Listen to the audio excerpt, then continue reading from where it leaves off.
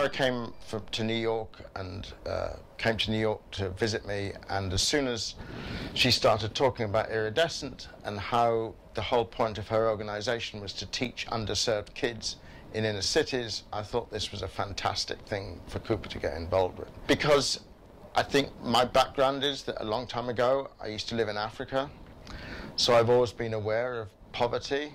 One of the things that I don't think we do very well in education, to a certain extent, is make people aware of the rest of the world, especially in engineering. You spend too much time in the classroom.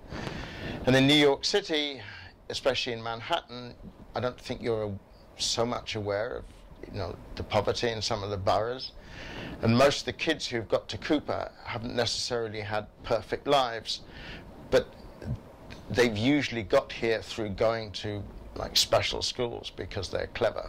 But at the same time, a lot of them come from, areas very close to the schools that iridescent serves. So in some ways, it's a really good opportunity for them to contribute back, right, to their communities. We haven't really done this in any formal way. There are various programs that Cooper has run in the past and activities that Cooper's involved with at the present.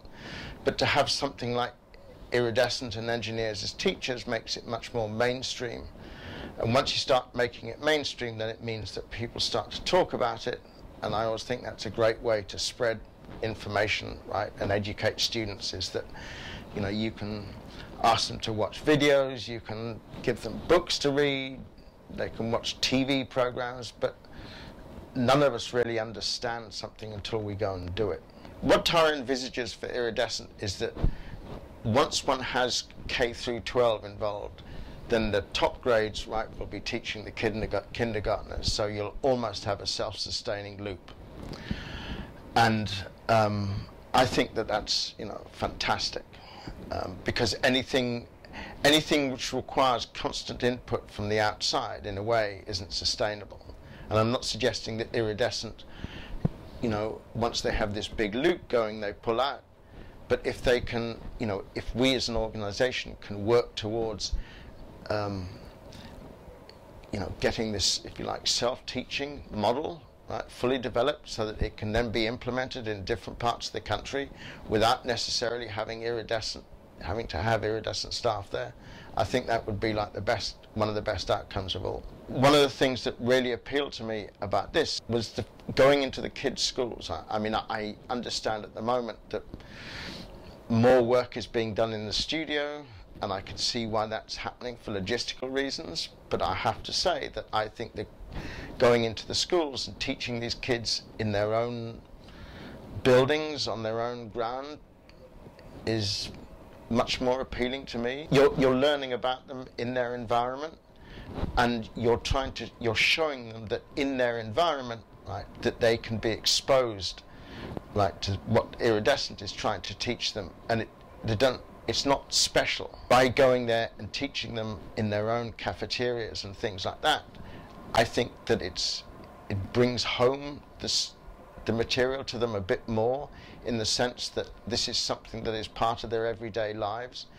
And the idea of the experiments nowadays is that they use materials that you can get from, like, grocery store.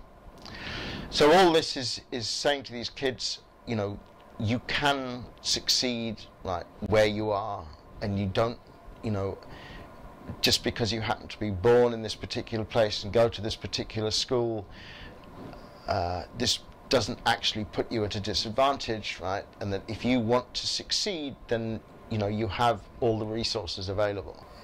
There's an awful lot of emphasis nowadays on high-tech videos, very fancy graphics, and I'm not saying that these are bad at all, but I think most of us, like all of us, have often had our breakthrough moments where somebody has just explained something to us in a simple way, right, which we can grasp. And then this goes on to my sort of further vision for East and family science in the way iridescent, and this is something that Tara and I talked about a long time ago, and it's how do we take this material that's being developed here and replicate this in the middle of the bush, where you literally have a tree, right, and all the kids sitting on the ground, because that is the school, that is the classroom. If you can help develop really good ways of explaining you know, fairly complicated concepts, which are accessible both to the teachers, right, in these places in the middle of nowhere, then there's a chance that that iridescent could have some impact, right, you know, out in the middle of the bush, whether it be in the middle of Africa, India, right, or China. So we could help them, and we could help the students by making the material accessible, right, in a form that not the best quality teachers, right, can have access to.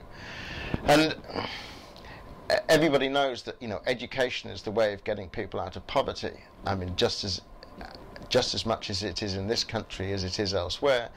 But once you get to the rest of the world, then it's even more important, because, you know, girls marry later, they have fewer kids, right, and all the rest of it. As we know from the first time we did Easters, you know, doing this is a huge amount of effort. And when you look at the number of people that it impacts, right, it seems an awful lot of effort, right, for so much input. Whereas if iridescent can develop something which can be easily, right, you know, teaching techniques, right, that can be easily transferred to other people, then I think there'll be, you know, iridescent can then have a far greater impact. Another great thing about iridescent, from my point of view, is the idea of parents. The kids and their lack of access to more specialized knowledge, for want of a better word, and the fact that their parents may not be able to speak English very well. But the parents being involved in this, you know, and seeing their kids' eyes light up, I think is a fantastic way of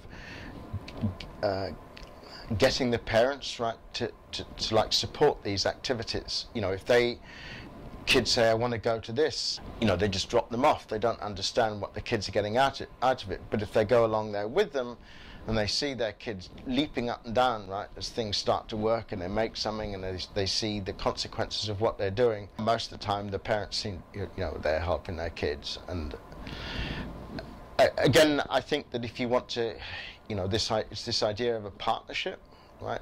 Iridescent has, if you have a partnership with the kid, then if the kid then has a partnership with their parents, so everybody's working together to do what they can to maintain this child's interest, right, in STEM, and especially if you're faced with challenges, you know, in this situation, it's like when iridescent leaves, you want to leave behind something tangible, right, which is going to be there if one of these children decides, right, that they want to pursue, right, this course of action. So when you take all these things together, you can see that, first of all, Family Science Night and East taken as a whole are really much more of a challenge than, you know, I think anybody would have thought.